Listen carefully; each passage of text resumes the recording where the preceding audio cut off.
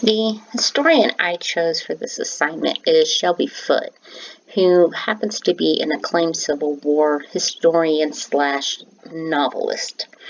My first encounter with Shelby Foote's work was probably in 1987. I was around 11 years old, would have been in the fifth grade, and was just finding my love of Civil War history. So, volume one of the Civil War series is actually going to be the first time I picked up something of Shelby Foote's. Shelby Foote, however, was born on November 17th of 1916 to Shelby Dade Foote Sr. and Lillian Rosenstock Foote in the Mississippi Delta region. His father's family descended from what we would call Southern gentry. They were landed, aristocratic, came from like the Prince William County here in Virginia region, moved through North Carolina, South Carolina, ultimately settling in Mississippi, while his mother's family was Jewish. At one point, both families were significantly wealthy. The main difference between the two was that Foote's paternal grandfather lost all their money gambling, while his maternal grandfather lost it in the Great Depression. In an interesting connection to Lynchburg, Lillian had actually attended the Randolph-Macon Women's College in 1910. Shelby's father died when he was a young boy.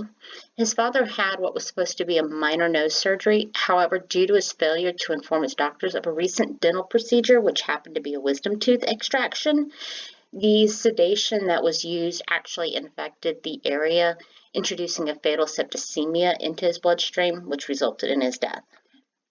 Lillian will move her and Shelby from Pensacola, Florida, which is where they were living at the time, to the home of his aunt and uncle, her sister and brother-in-law in Greenville, Mississippi.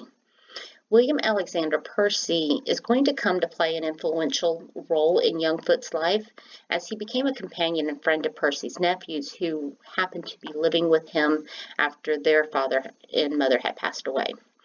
Through knowing Percy, Shelby Foote is introduced to the world of books and writing.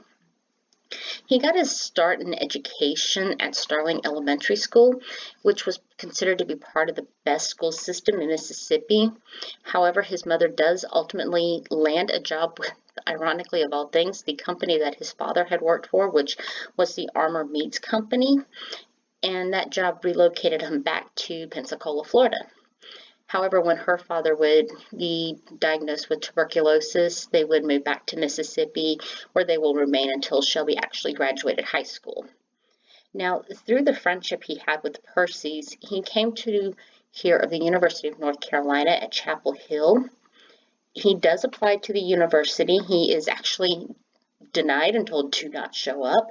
However, in 1935, when one of the Percy brothers was heading back to school, he actually hitches a ride up there, shows up, gets in line at the registration, and argues with the individuals until they admit him into the school. Now, this is in 1935. By 1937, he has actually dropped out. But what's interesting is he was actually accepted into the school as a non-degree seeking student. He had to take the placement test, and he did so well on these placement tests, in particular the composition one, that he was placed in what is known as the Flying Squadron. Now, I searched through the University of North Carolina at Chapel Hill to see if this particular quote-unquote Flying Squadron thing still existed, and throughout all of my research, I could not find anything, so I would, that's one of those really cool things that I would love to know more about. But this particular Flying Squadron allowed him to take whatever English courses he wanted to take. He doesn't graduate with a degree. He does drop out, as I said previously, in 1937. However, before doing so, he did manage to attend at least most of his English classes.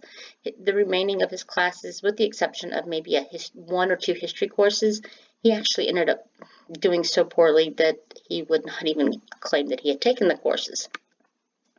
Now, when World War II breaks out, Shelby is going to enlist in the Mississippi Army National Guard under the Dixie Division, and once it is called up, it is assigned to the 114th Field Artillery Battalion.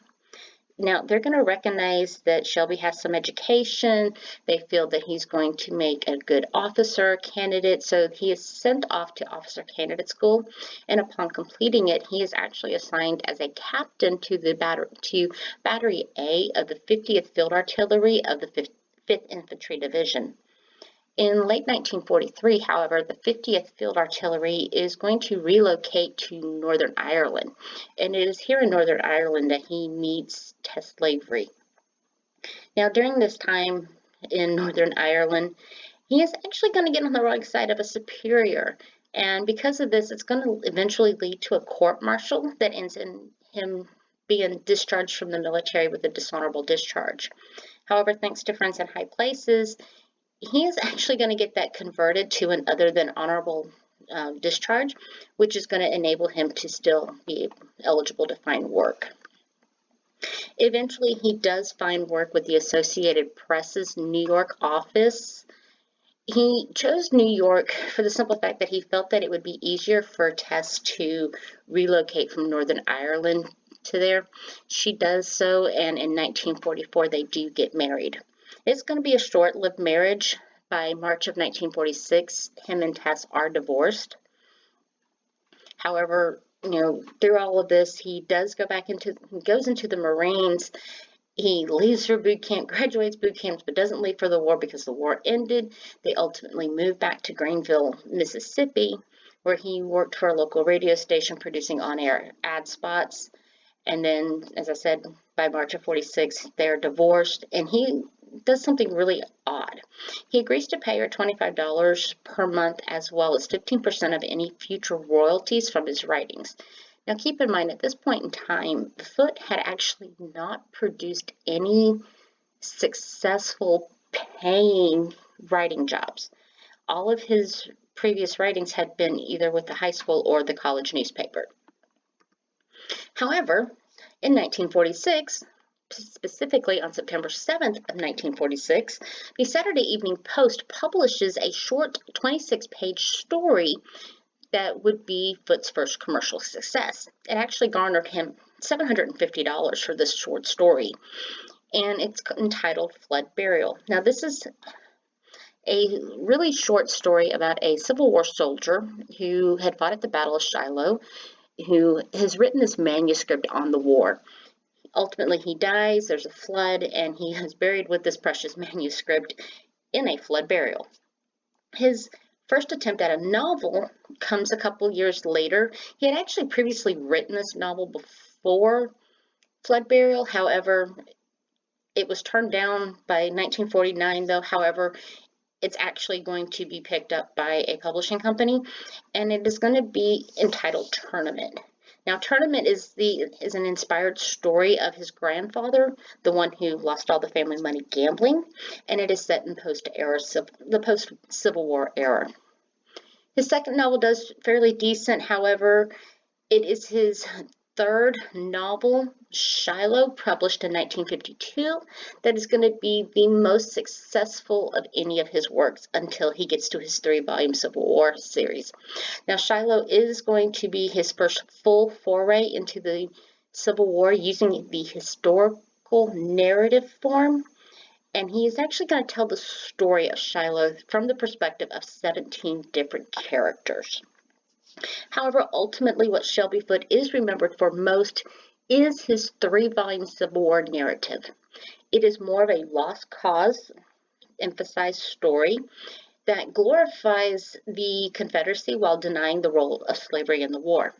He doesn't use any footnotes whatsoever, and while the work is widely recognized as a phenomenal historical work, many historians will not cite Foote's work as part of their research due to a lack of academic standards maintained throughout.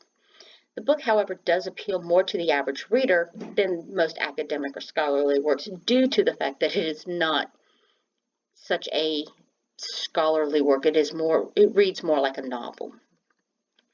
He does ultimately earn a few prestigious awards, particularly the Guggenheim Fellowship. He won that 3 years in a row. Now, there is some question, was it 55 to 58, or or 55 to 57, or was it 58 to 60? There are two varying stories.